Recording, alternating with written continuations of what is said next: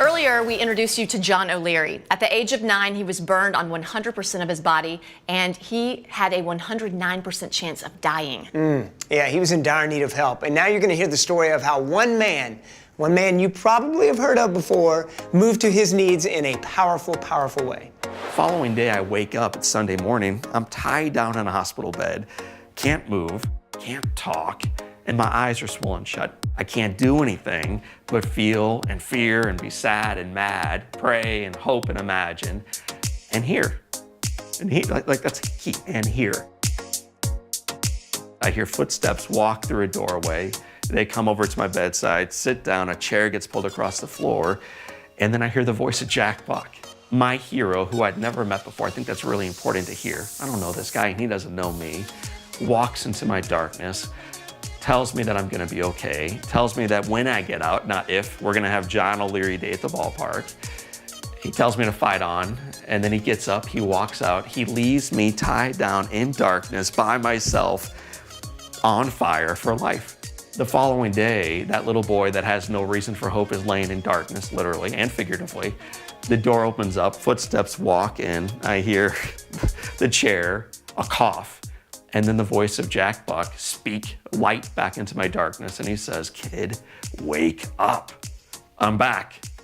You are going to live, you're going to survive, keep fighting." And then he leaves, and then the following day comes back.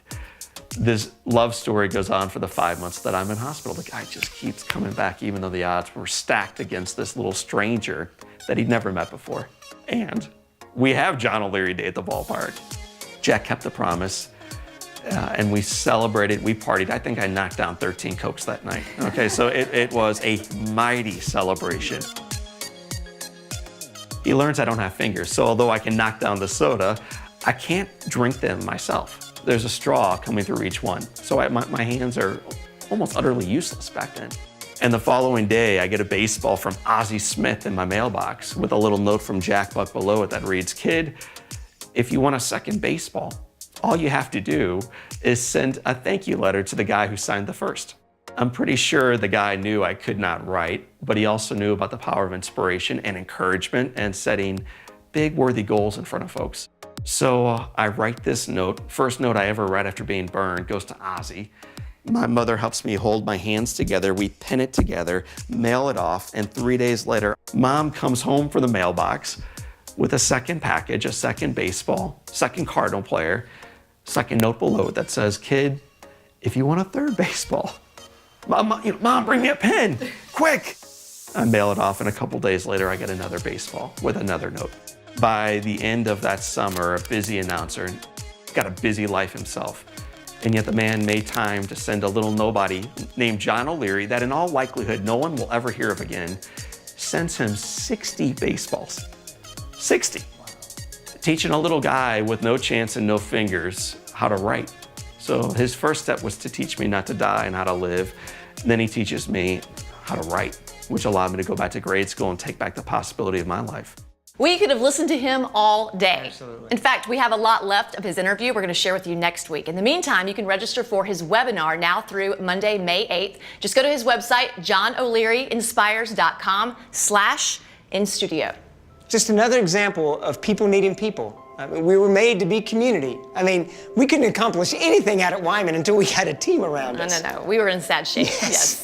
And look at little Maddie. She wanted to help kids with cancer in honor of her aunt who passed away. And she has helped hundreds around the world since then. Unbelievable. And our teacher in Wright City, Lindsay Farrell, she lends a helping hand to her students, but in a unique way that builds trust and relationship. And John O'Leary, out of all people, Jack Buck is the one who comes and helps this total stranger. And now John O'Leary has used that experience to pay it forward and help thousands. It reminds me of the parable that Jesus tells in Luke chapter 10. A teacher of the law comes to Jesus and says, "What must I do to inherit eternal life?" And Jesus says, "Well, you're an expert in the law. What does the law say?" And he says, "Well, love the Lord your God with all your heart, with all your soul, and with all your might, and love your neighbor as yourself." And Jesus says, "Absolutely right. Bravo. Now go do that and live." And the teacher thinks about it for a minute, the expert in the law, and he says, "So who is my neighbor?" And what he's really asking is, you tell me who I need to love, tell me who my neighbor is, and then I can just avoid everybody else. And that's when Jesus flips the switch and tells this story about a man who's traveling from Jerusalem to Jericho, and he's taken over by robbers and left in a ditch half dead. And a priest comes along, and instead of helping, he moves along to the other side of the street. And then a Levite comes along, one of the religious right, and he moves to the other side. And you know, everyone in the crowd at that point is saying, you give it to him, Jesus, you let him have it. The religious right, they're always putting heavy burdens on us, demands. Woo, you give it to him. And then Jesus changes everything when he says, and then a Samaritan comes along. And you can book it. Everyone in the audience at that point is like, what? Did you say what? Did you say Samaritan? Because the Samaritans and the Jews, they did not mix. They did not get along. I mean, the Jews saw them as half-breeds.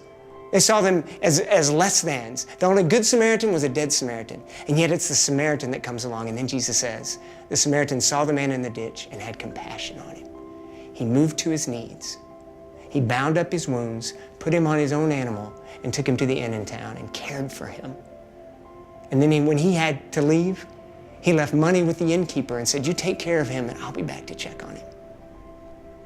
And then Jesus asked the expert in the law one more time. He said, so who was the neighbor to the man in the ditch? And he can't even bring himself to say Samaritan, and he just responds, the one who had compassion on him. And Jesus says, go and do likewise. See, Jesus flipped the whole script. The question isn't, who is my neighbor? The question is, am I a neighbor? Am I a neighbor to the people around me? Am I moving to the needs around me?